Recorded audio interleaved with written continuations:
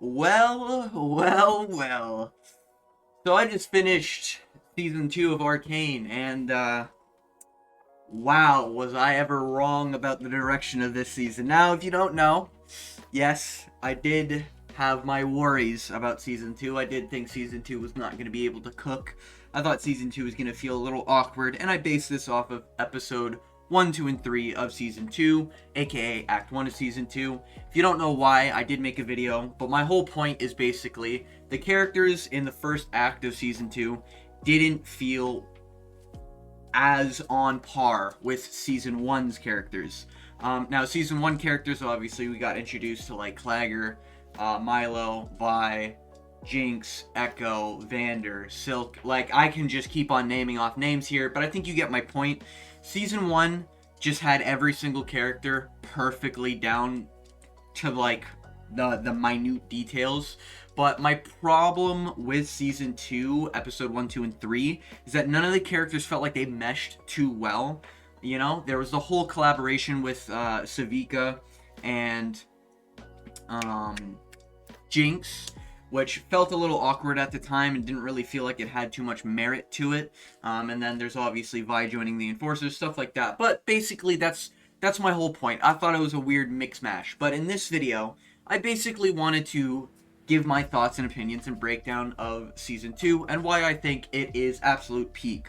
I'm only going to be comparing season 2 Arcane to season 1 because I do think Arcane is in a league of its own when it comes to storytelling and when it comes to animation. I think there's very little shows that can compare when it comes to animation, and I think there are a few you could probably argue with lore, or sorry, not with lore, but with storytelling, plot development, character development, stuff like that. But for the purposes of this video, I'm just going to be comparing season 1 of Arcane to season 2, and basically comparing which one's kind of better in a way, and, you know, glazing the fuck out of Arcane because I do think Arcane is an amazing show, and if you haven't watched it, I highly recommend watching it. If you haven't watched it and you're watching this video, go and watch it, then come back to this video. I'll wait, because the show is just that good.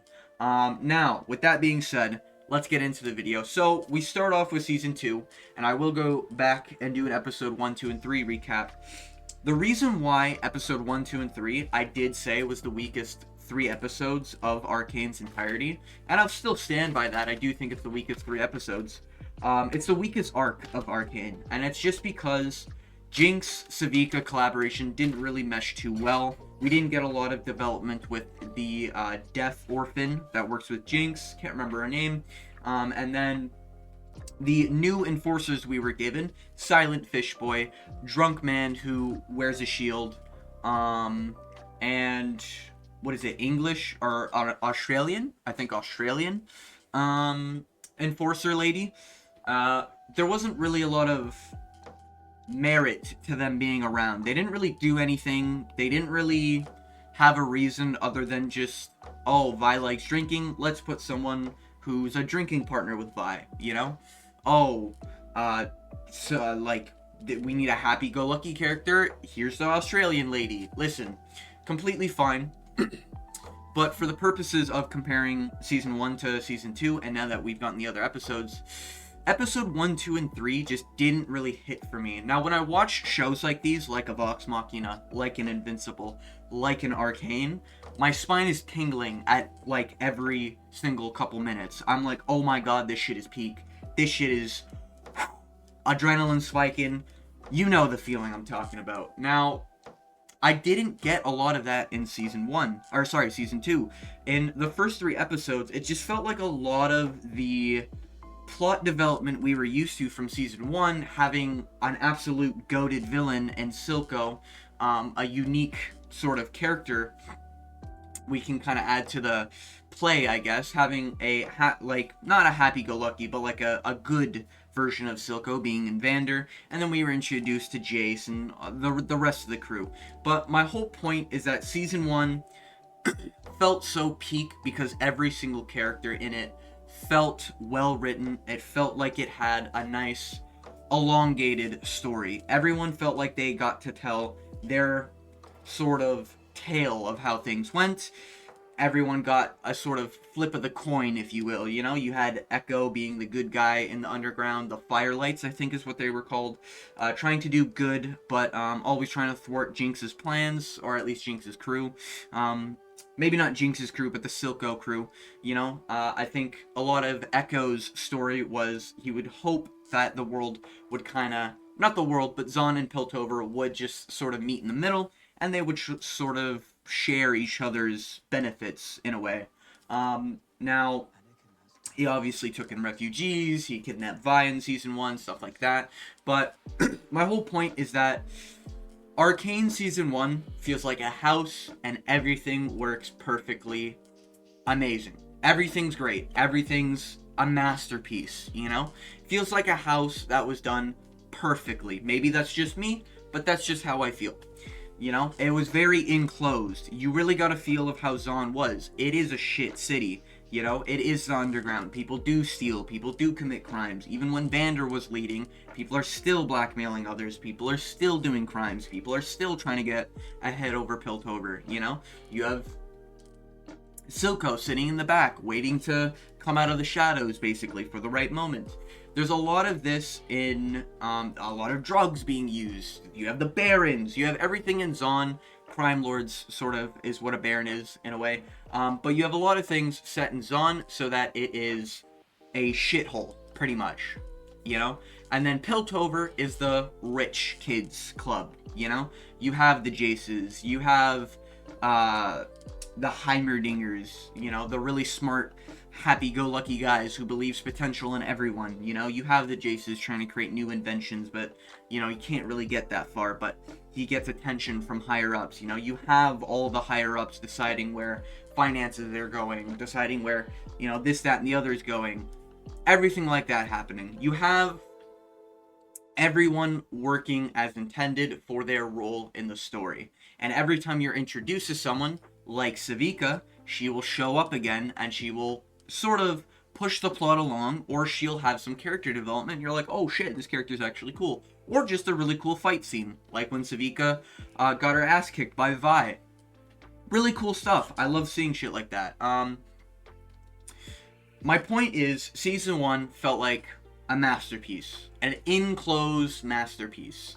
While it didn't encompass the entirety of what League of Legends, Arcane, whatever universe you want to call this, definitely felt like it was more grounded. Everything felt very realistic in terms of how it would go and their sort of rules that they've laid out for the universe, you know? Shimmer being used, drug lords being around, you know, even the high echelon of the rich people are sort of like, you know, blackmailing some people. They're getting blackmailed by others, you know, they're getting illegal trade routes, stuff like that, you know? And it didn't really encompass the outside world too much. We obviously had Ambassa show up at the end, or near the end, but I'm not really including that as she didn't really play a big part in anything. However, with that being said, it led a strong desire of, oh shit, what's next for Zahn and Piltover?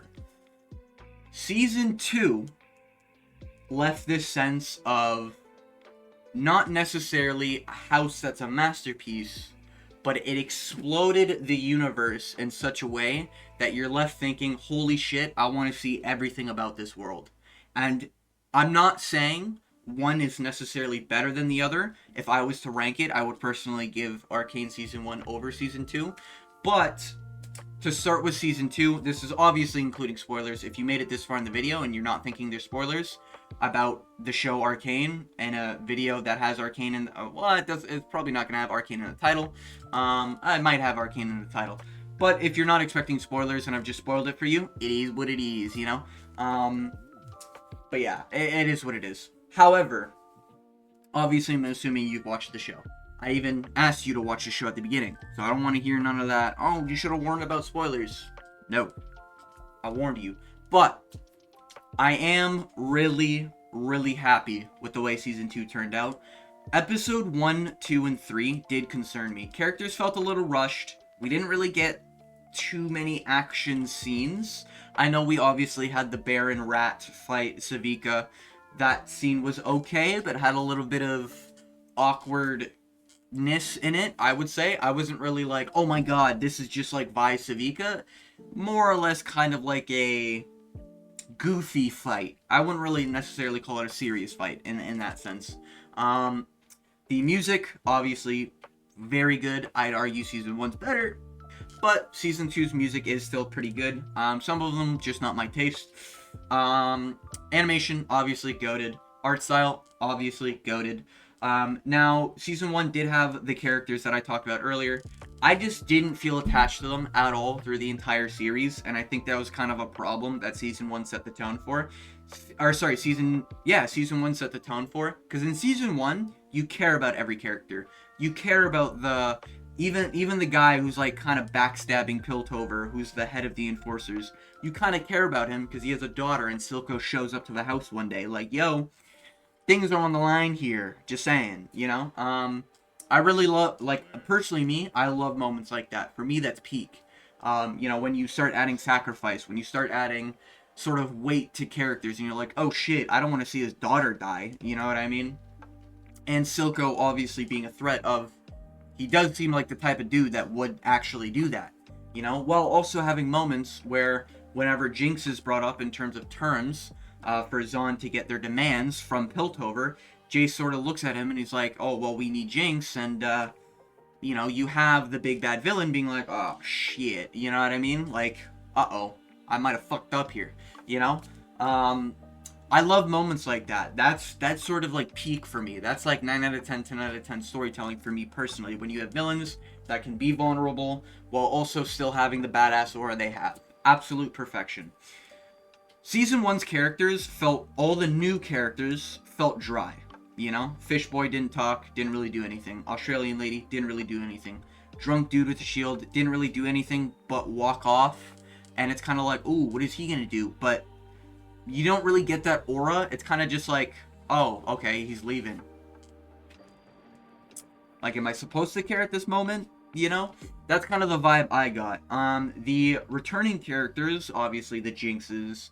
Was Echo in the first 3 episodes? Yeah, he was. He was in the first 3 episodes. Echo, Heimerdinger, I like that partnership. It was done fairly well. It was fairly short, to be fair. And then we had Jinx and the Deaf Orphan. That's a fine partnership. But the vibe of Jinx being this sort of image for Zaun and her not wanting to ever really be the image and kind of just hide away just felt a little off. It just didn't feel like the level of Arcane I was expecting. You know, I was sort of expecting maybe Jinx to like head it, maybe, or maybe the Deaf Girl has, you know, multiple, maybe a track record on multiple situations that she's sort of copied Jinx, but it seems like it was only the one, which is fine. But regardless, I think it was a fine partnership. I think the conclusion of the first three episodes was a little weak. It kind of seemed like Jinx was sort of planning on being defeated by Vi in the fight, and when she wasn't, Savica ruined it by unloading smoke bombs in Piltover. Not really the let it all burn Jinx from earlier in those episodes. Just really mismatch of vibes I was getting from the characters. You had one case where it seemed like Jinx was really trying to hone in and focus on maybe burning down Piltover or destroying more notable things than, you know, half the council. Which, don't get me wrong, I'm fine with half the council dying. I think that's a fine plot point. But past that, it kind of seems like nothing really of weight happens with any of the council members again. You have the guy who's paralyzed, who's just a whiny brat. You have the lady who had the gears on her throat, not really doing anything anymore. You have Caitlyn, who is probably the most affected, outside of maybe Victor. But Caitlyn loses her mother, so you get the contrast between Vi losing her parents to the Enforcers, and then you have Caitlyn losing her parents to Zaun people, which is believed to be Jinx at the time, which is Vi's sister, which is a little, like, obviously the dynamic thing, but it was almost too out in the open for me. I just really didn't vibe with it that much. I was like, this isn't really clever. This is kind of just in my face, and it's just like, oh, okay, you're not even gonna like pretend you're gonna throw something else, you know? You're not even gonna pretend you're gonna hit me with a hook instead of a jab. You're just gonna throw a jab constantly. All right, but by no means am I saying it was bad. It was just not the quality I was expecting, and maybe that's just me having high expectations coming from season 1.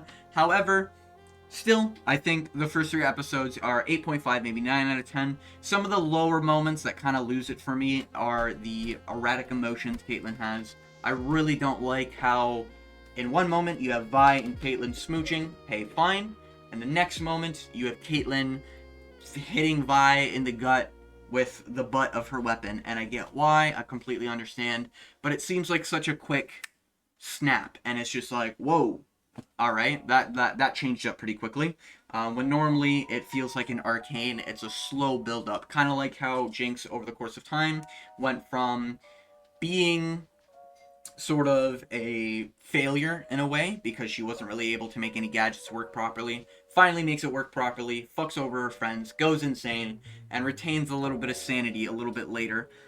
You know, and sparks of insanity come out here and there, but she's nowhere near as insane as she was in season 1. I think that's pretty clear, or at least in the first season and the first half of season 2. Now, with that being said, I do still think 8.5 out of 10 maybe for Act 1 of season 2. The Barons were also kind of a letdown. They really didn't do anything, you know? Silco kind of felt like the only Baron of weight, you know? You had the rat get slaughtered by Savika with a, I don't even know, like just a robot arm, I guess we'll call it. Like, I don't know, a chomper arm. I don't even know what you call that. But yeah, so rat gets destroyed. Pretty cool character, just short-lived. And then you had, oh, you had the other one with Chem Tech Chainsaw, Chem Tech. I'm trying to remember the name of the item, but I can't remember the name of the item. But she was effectively just kind of pushed over. Jace was able to outlive a Chemtech Chainsaw. I think that's what it was called, Chemtech Chainsaw. I don't fucking remember, man. I don't play League. But, yeah, Jace was able to 1v1 her with a little fucking dinky hammer, you know? Just moments like that where it just felt like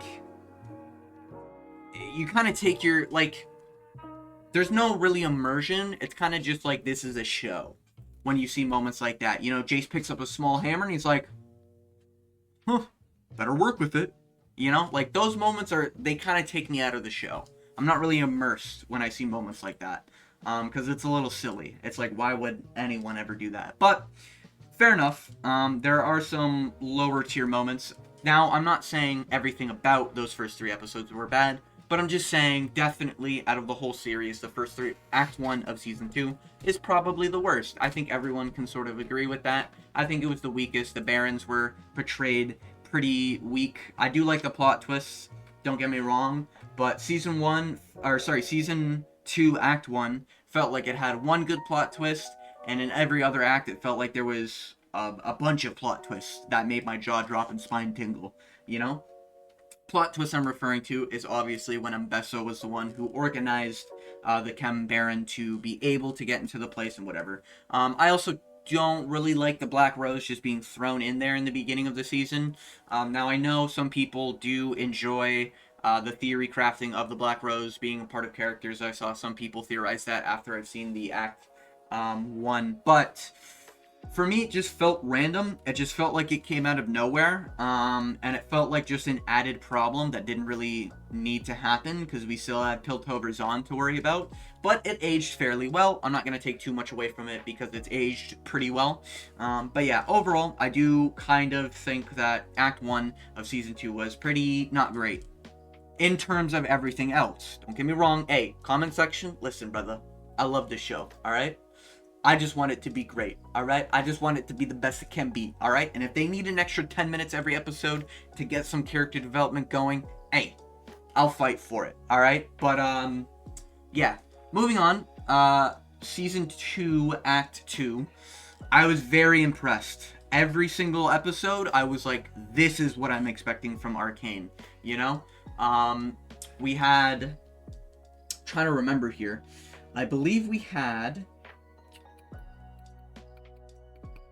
no, that was in Act 1. What was episode 4? Episode 4, I believe, was where we started off with Victor cleansing the people. I believe that's where we had it.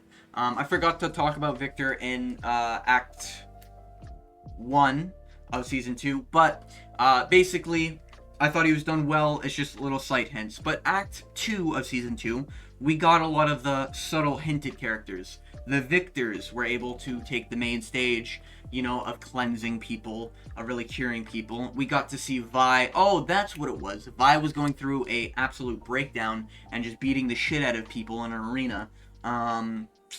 Didn't mind that part. I actually fairly enjoyed it. It started off a little rough, and I was like, ooh, where is this gonna go? But I was happy to see when Jinx showed up, and Jinx was like, yo, Vander's alive, pretty much. I think that might have been, was that episode 4 or was that episode 5? Might have been episode 5. Huh. Yeah, it was episode 5, because episode 1, yeah, episode 4. So, I'm getting a little mixed up on the timeline here. Forgive me. But episode 4 basically was when the Zon people are being captured by Mbessa, leading from the charge of Caitlyn. Caitlyn's going full Giga Chad mode, where she's just enforcing law in Zon. She's also having sexual relations with the Australian lady and completely threw away Vi. Vi went through a breakdown in episode 5, and that's when Jinx tries to break out the Zonites. Basically, I think because the Death Girl gets captured. Once she figures this out, she goes there immediately. Turns out Singed comes from the shadows, and he ends up planting blood near the prison, and Warwick comes out. Basically, Vander... it wasn't Warwick, I think it was just Vander. But I wouldn't be surprised if Vander becomes the skin of Warwick. Maybe they are the same character in the games. I don't play the game. Alright, don't shoot me. But, yeah, so Vander ends up coming back to life via genetic augmentation. He's a little bit insane, though, and he kind of just feasts for blood. So, he ends up beating the fuck out of Mbessa, running right past her, getting to where Singed is at the time. I forget his name, but I just know him as Singed because I used to play Singed. I know, cringe. But Singed ended up having a very good development here. This is where we got to learn a lot more about Singed and about his daughter, Oriana. Big plot reveal. Really enjoyed that. It was a leading theory for a long time. Love this part. This is where the Arcane comes in, where all these subtle hints sort of pop out, and you're like, oh my god, that's that, you know? That's where everything really started connecting for me. But yeah, episode 5 takes place after Jinx attempted the escape, finds out that Vander looks a lot like the Wolf Beast, and they had a little 1v1. Vander ends up running into a cave. Singed is promised the support, I believe, from Mbessa, as long as Singed can sort of deliver them a weapon or the beast, because it did 1v1 and slaughter Mbessa. So it is what it is, you know. But Mbessa basically works with Singed and Caitlyn to go find where Warwick has headed, where Jinx finds Vi. Vi's a little bit insane. She's going through a little bit of alcoholism, as we call it, you know, a little bit of too many sparring sessions, if you will, a little bit of CTE damage potentially, but I do really enjoy it. I really enjoyed the dome scene, I guess. We got to see a little bit more of Shield Boy. If you don't know who Shield Boy is, well, I don't blame you, because that's pretty much Drunken Shield Boy. Maybe that rings a bell. But he's one of the enforcers. I guess he just is able to walk in and out of the enforcers whenever he wants. Yeah, a little bit weird from that, but is what it is. Now, when we go to the later parts of episode 5, you have Jinx and Vi hunting down Vander. Vi doesn't believe it. Vi and Jinx sort of get a little closer as time moves on. We had a little bit of the Echo and Jace and Heimerdinger working together in this, where Heimerdinger sneaks into the lab. Jace was in the lab, basically being sad boy about Victor leaving. And then you had Echo with Heimerdinger working together to try to figure out why their tree may be dying. They find out a bunch of rune stuff, which is what it is. But overall, great plots for episode 4 and 5, and then we get into episode 6, where it really peaked, in my opinion. And this is where I was just like, yes, this is what I've been waiting for. You know, I basked in the sunlight, you know? And in episode 6, we had Mbessa basically hunt down where Warwick is being held. Vander with Jinx and Vi end up going to the Herald, which is essentially Victor, cleansing all the people who've been suffering from Shimmer, which is the lead drug in Zaun. Or whatever it was. I think it's called Shimmer. Now, the Herald is basically cleansing these people and linking their minds all together. This weird, like, culty shit. But a really cool concept. I actually thoroughly enjoyed this concept. And I like how Victor kind of just, like, is, like, our past diverged long ago. And then Victor just walks off like a badass. He did that in the first 3 episodes. But he ends up doing a lot with it. I like it a lot. And in the time, Victor's sort of made himself a little bit of village in Zaun, it looks like, in Zaun. And Mbessa ends up tracking them down. And I think Singed gets to talk with... Or not I think, I remember Singed is able to talk with Victor. And basically like, yo, you're brilliant. You were my pupil. I'm glad to see you're pretty good now. But yeah, I kind of need my beast back. And Victor's like, nah, I'm going to fix him. So you got to go back to your camp. So Singed is like, I bet. And then ends up storming the place the next night. And in the process of that, Jace, after working with Echo and Heimerdinger, I think in the first 3 episodes, might have been in episode 4 too, I can't really remember, but Jace comes out of the bubble, the wild ruin, I think is what it was called, and Jace comes out, and he looks really fucked up, he looks really ragged. This part I was just like, oh shit, something's about to happen, you know? And Victor tried to send one of his minions to get something he needed, I guess, and Jace said fuck that shit and killed his minion, which ended up being one of the council members, the old council members. So one by one, the council members just get fucking picked off. Same with the barons, and we don't really see the rest of them do anything other than Mbessa. And then for the barons, I guess we see Savika a little bit later on, but she's not a baron, so I don't know. Interpret it how you will. But regardless, we move on, and during episode 6, I was very happy with watching the fight between Mbessa's group versus the Herald, I guess. Then we get to see Jace sort of sneak in, Victor being like, ooh, I knew you'd come sort of situation.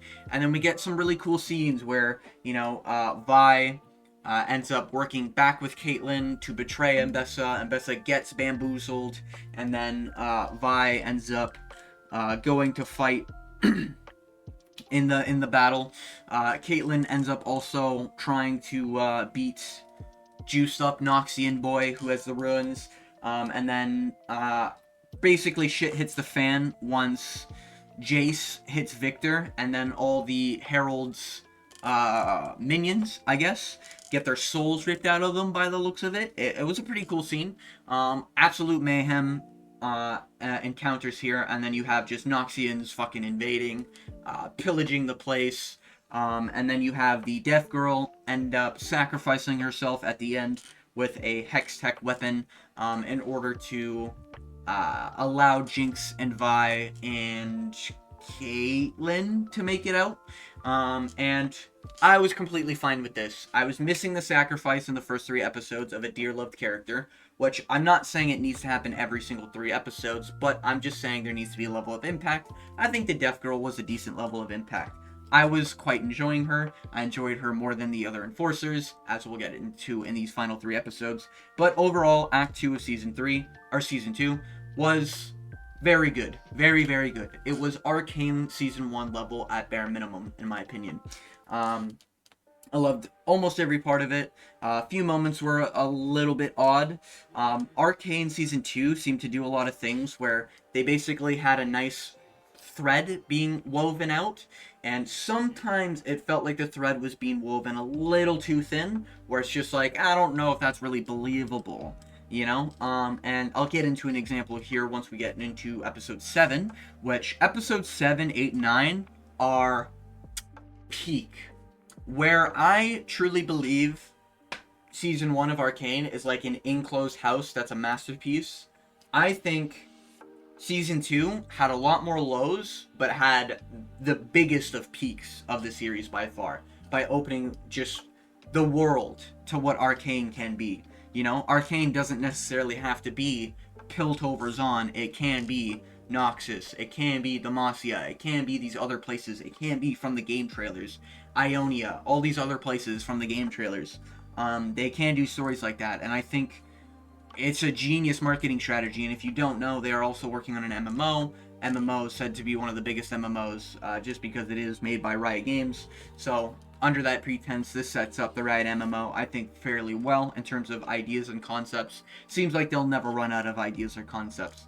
Now, getting into Season 2, Episode 7, we get into the very beginning of Episode 7, where we're in a alternate timeline here, where we see Echo is sort of waking up from what he considered to be a bad dream. Jinx is normal.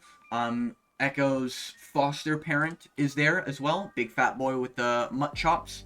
And everything is sort of peaceful there. And Echo's almost like taken aback. Like, I don't believe this shit. But I really enjoyed this part because, well, I don't really care for the Echo-Jinx relationship. I think it was a really cool idea to have Echo basically be fighting for good in his universe, but ending up sort of being rewarded by getting sent to this alternate reality to be given a bigger open mind. Even, the harshest people can change, like a Jinx, because it was quite clear that Echo didn't think fondly of Jinx. But under the pretense of what would have happened if Vi ended up passing away in the tip that Echo gave the crew from Season 1, Milo, Vi, Powder, and Clagger. If Vi ended up dying in that was basically the understanding of what would have happened with the world. There would have been no Hex Tech because there would have been, I don't think anyone investigating it. But here's where we get, like, the thread is getting a little thin, where we get to the part where Echo is able to retrace his steps and find the Hex Tech shards in the sites where the explosion was. I mean, that happened, a decade ago, if not a decade, close to, and they're not inspecting the area, removing the shards, the glowing shards in the wall. Okay.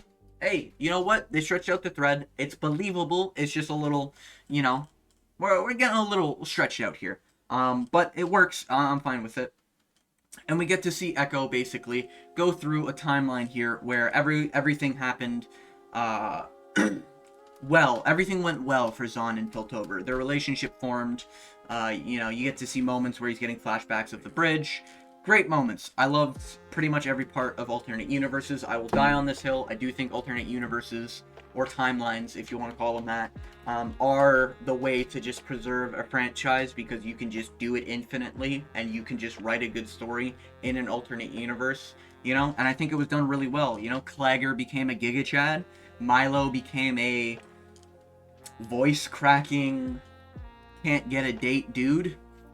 So that's pretty funny. Got to see where they could have ended up. Vander and Silco get along. Very interesting stuff to see from the alternate timeline. I really enjoyed it. And then we get basically the guy who gets punished for doing a lot of wrong in Jace. This little bit of revenge for killing that kid in Season 1. Jace, this is what happens. Jace ends up in a reality where basically everyone's froze in this weird hardened chitin by the looks of it. I'll call it that, I guess, because it kind of resembles that.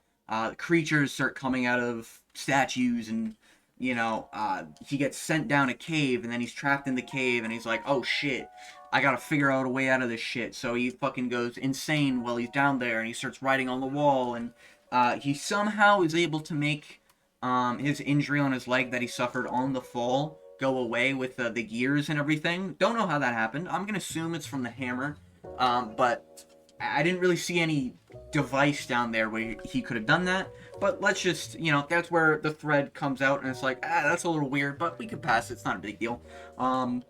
And Jace ends up leaving the hole. He gets above. He finds where his hammer is in that reality. He finds a being that's been following him throughout the entire time, which is later to be revealed to be someone important. We find out who the person is who gives Jace the Ruin also. And Jace gets sent back to his reality via the portal thing. And Echo, in his alternate reality, along with Heimerdinger, is able to find a way back. But he can't bring Heimerdinger with him because Heimerdinger effectively sacrifices alternate reality to effectively make sure Echo can make a safe return. Little odd. So I don't know how that really affects like Heimerdinger's legacy. Is Heimerdinger just going to be forgotten now? Did he never exist in that timeline? I don't know how that works, but thread being stretched. But hey, you know what? It's like a thing you can brush under the rug, and we'll pretend we didn't see it, or pretend not to think about it. There are ways to explain it, I'm aware, but just saying, it's just one of those things. Now. Then we get into them coming back to reality. First we get Jace. Jace obviously comes back with the scruffed up, souped up hammer. And we get to see where he is now after he defeats Victor. He's back in Piltover with Caitlyn, Vi, and Jinx is locked up. And this all makes sense. Vi gets mad at Caitlyn for locking her up. But it makes a lot of sense because Jinx hasn't done anything good yet. Realistically speaking, but it is what it is. Vi gets upset over it. Vi tries to break Jinx out. Jinx is like wallowing in her own guilt, having those little frequent insanity moments where she thinks that Silco's still talking to her. Stuff like that. I liked it. I enjoyed it. But effectively, Jinx tries to stop the cycle by leaving the area. So she gets broken out, pushes Vi in, and then locks the cage behind her. Leaves. Perfectly fine. Meanwhile, while all this is happening, Caitlyn seems to be worried that, what's their face? Mbessa is going to be very angry over the betrayal. While all this is happening too, we had the side plot line of the, Lady Medarda. I don't remember her name, but she basically becomes a mage. She finds out she's a mage, which is a big deal in the Arcane universe. I think in lore, it worked like that. Like, I think Lux had a similar, like, whoa, you're a mage moment, So she ends up becoming a mage. She ends up being captured by the Black Rose in Act 2, and then in Act 3, you kind of see why. It's because she's being used as a weapon to sort of defeat Mbessa, and she trains under the Black Rose for a little bit. The Black Rose, I think a lot of people theorize to be LeBlanc. Fine by that. Don't really care. I'm not a League player. It is what it is. A lot of little references here and there. I enjoy them, like the intro moments of the tragedies that all happened. Love those moments. But yeah, moving on. Caitlyn has a making out scene with Vi, and they break out, and then they a little too much kissing for me. Just saying. No, I don't really care. It is what it is. But yeah, after that scene, that making out scene. We basically get a Mbessa working with Silco, or not Silco, Singed, my bad. Working with Singed and Victor. They're all sort of colluding with each other so that they can achieve the same goal. Victor essentially wants to convert everyone into his one mind, which is like this open galaxy thing. Mbessa wants to have strong soldiers, and Singed, just wants to find a way to cure his daughter. Love all these scenes, love all these moments. I think it's a fine plot. And then we have the absolute war zone, which is Piltover versus Zon. Absolutely loved every part of this. I'm a big fan of big fights with like war zones going down. I'm a mega fan of those. Don't mind 1v1s, but I'm a fan of watching just two fucking battle zones. And this was exactly it. And this is why I'm saying the peaks in Arcane Season 2 were a little better than the peaks in Season 1, even though Season 1 as a whole was just consistently a masterpiece. Now, when we get into the war, shit goes down. Fishman kind of looks like he's about to die here and there. The drunken shield boy gets shot down eventually after using the cannon to hold back a lot of Noxian guards. So the drunken boy goes down, so we've effectively lost that one. Then Fishman loses his mask. You start thinking he's gonna die. Turns out there's a grand betrayal with the Australian lady. Kind of hinted at when Australian lady was getting a little too upset when Caitlyn was being very affectionate and giving Vi too much attention. So she just went ahead and backstabbed Caitlyn. But what I will say, I did not care for any of these main characters' deaths. I did not main characters, sorry, these side enforcers. Shield Boy dying, didn't really care. Fish Boy, I think, survived. That's fine, I guess. He doesn't say anything anyways. Australian lady died while trying to execute Caitlyn once Mbessa tries to basically not 1v1, but assert her dominance, getting all the Noxian warriors after they've conquered Piltover, or seemingly conquered Piltover, while the last line of defenses being Vi and a few of the other enforcers get beat down, you know? During this, Zon does sort of work with Piltover. Some of them try to leave, some of them come back, but overall, you see Savika and a few others, but nothing really like, whoa, like, that's crazy, you know? Like, yeah, we get Savika back, and she becomes a bigger part later on, but Savika kind of gets sidelined outside of episode 1, 2, and 3. She's kind of just not there until episode 9. Little odd to me, but I kind of get it. You need more room for some of these characters, and some of these plots, you know, take up a lot of time. That's fine. Just another reason why I think the character development is a little weaker in Season 2, but the world building is much better.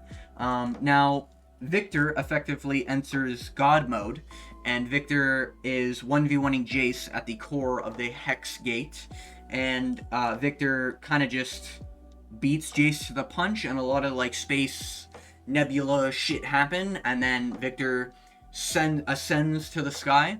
Meanwhile, while that's happening, Jinx shows up with Echo after Echo figures out a way to utilize the time warping thing he has in the games, where he can sort of revert back time, and in his trailer.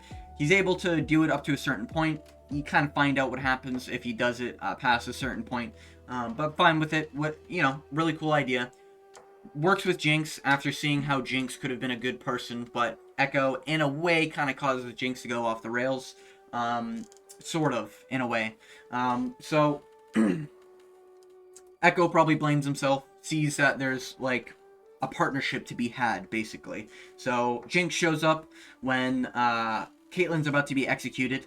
The mage, Medarda, shows up, and she ends up ricocheting the bullet that the Australian lady shoots, and then the Australian lady ends up dead. Really cool way of dying. I love cool deaths. I'm always a fan of them. I didn't care for Australian lady. I was like, damn, that was a cool death. But other than that, just kind of moved on. Caitlyn gets up. She tries to 1v1 Mbessa. Gets her shit kicked in. Absolutely rocked.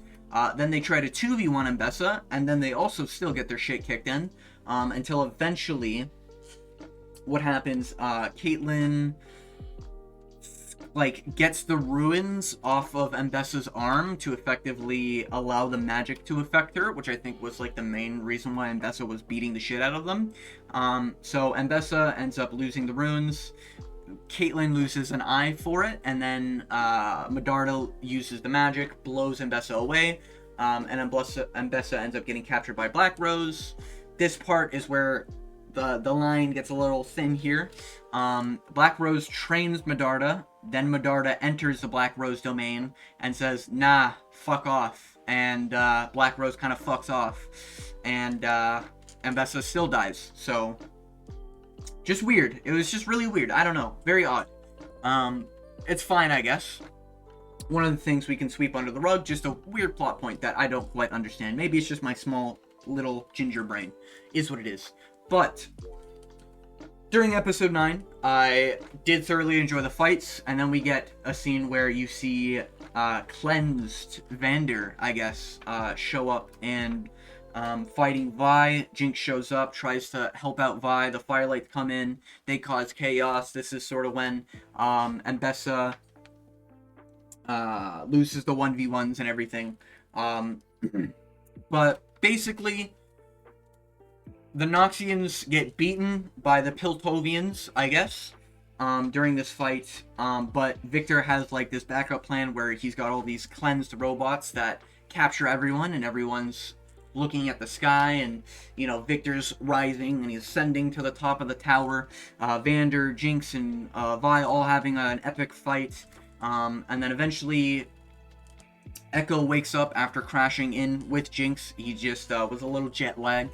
And he picks up a weapon, literally his weapon from the game, like that reference, and effectively is the reason why reality doesn't end up in the alternate universe that Jace had, you know? Jace was able to convince Victor to stop being God mode and let people be imperfect after a few resets from Echo. Where he's pushing the limits of his time warping, I guess, in the process of where Victor was effectively trying to turn everything into one still moment. Kind of Witness vibes from Destiny, not gonna lie. But yeah, overall, epic sequence there, and by the end of it, you have Jinx sacrificing herself to save Vi, so that Vi can go live a solid life with Caitlyn, and Jinx falls down with Vander, remembering the good old days with Vander. Because Vander ends up losing his mind after Victor's control sort of fades away. So I like that part. I enjoyed every sort of bit of it. Looks like Medarda ends up leading whatever troops of Noxian there are. Yeah, so the Firelights came in and they were fighting the robots. They weren't necessarily fighting the Noxians, I think. I think the Noxians were sort of resisting the bots, but the robots were ascending the Noxians as well. I think that's what was happening. But yeah, overall, great. Season 2, fantastic. Great peaks, but it had the biggest peaks and it had the biggest lows of the series so far, in my opinion. Am I excited for Season 3?